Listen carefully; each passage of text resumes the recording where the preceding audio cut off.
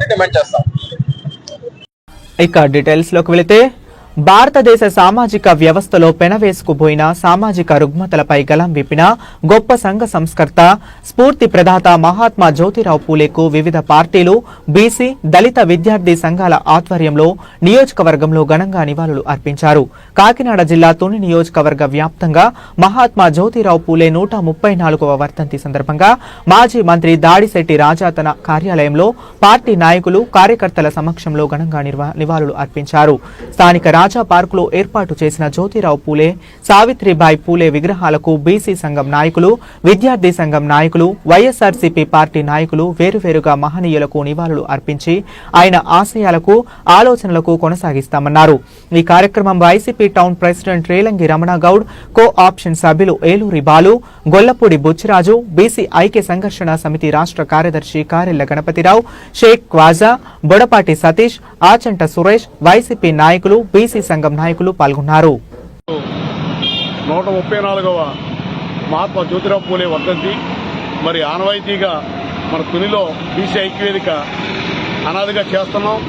కానీ బీసీలు ఏదైతే ఈరోజు ఈ సమాజంలో ఈ రకంగా ఉండడానికి కూడా కారణం ఏంటంటే ఆ రోజు మహాత్మా జ్యోతిరావు పూలే ఆశయాలతోటి, సిద్ధాంతాలతోటి, ఉద్యమాలతోటే ఈరోజు బీసీలకి ఈ మాత్రమైనా ఉంది. కానీ ఆయన కోరుకున్న పూర్తి స్వాతంత్రం బీసీలకి ఇంకా రాలేదు. దానికి కారణం ఏంటంటే బీసీల కొనగణన జరిగితే బీసీలు ఎంత శాతం ఉన్నారు? సుమారు కాకి లెక్క ప్రకారం 50%, 40% అంటున్నారు. కాదు, సుమారు 60% దేశవ్యాప్తంగా బీసీలు ఉన్నారు. 60% ఉన్న బీసీలకి ఈరోజు ఎమ్మెల్యేలు ఎన్ని ఉన్నాయి, ఎమ్మెల్సీలు ఎన్ని ఉన్నాయి, నామినేట్ పదవులు ఎన్ని ఉన్నాయి? అయితే మన బీసీలు 60% ఉన్న బీసీలు మనం ఓట్లేస్తుంటే ఈ అగ్ర కులాలు, ఆధిపత్య కులాలు రాజ్యాధికారాన్ని అనుభవిస్తున్నాయి. రాజ్యాధికారం ఎవరు అనుభవించాలి? 60% ఉన్న బీసీలే అనుభవించాలి.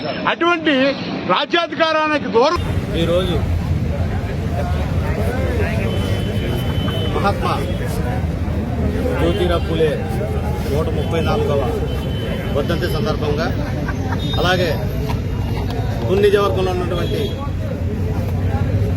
మా ఎస్సీ సోదరులు కానీ, బీసీ సోదరులు కానీ, బడుగు బలహీన వర్గాలందరూ కూడా ఈరోజు మాజీ మంత్రివర్యులు దాడిశెట్టి రాజా గారి పార్టీ ఆఫీస్ దగ్గర ఆ మహానేతకి నివాళులు అర్పించడం జరిగింది.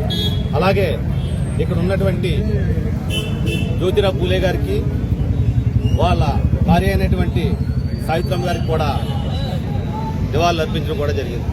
ముఖ్యంగా ఎక్కడో మహారాష్ట్రలో పుట్టి ఒక బడుగు బలహీన వర్గాలకి సంబంధించినటువంటి నాయకుడు ఈ జ్యోతిరావు పూలే. ఈయన ఎన్నో సేవా కార్యక్రమాలు చేయటం జరిగింది. అలాగే వితంతువులు పెళ్లిళ్ళు చేయడం కానీ,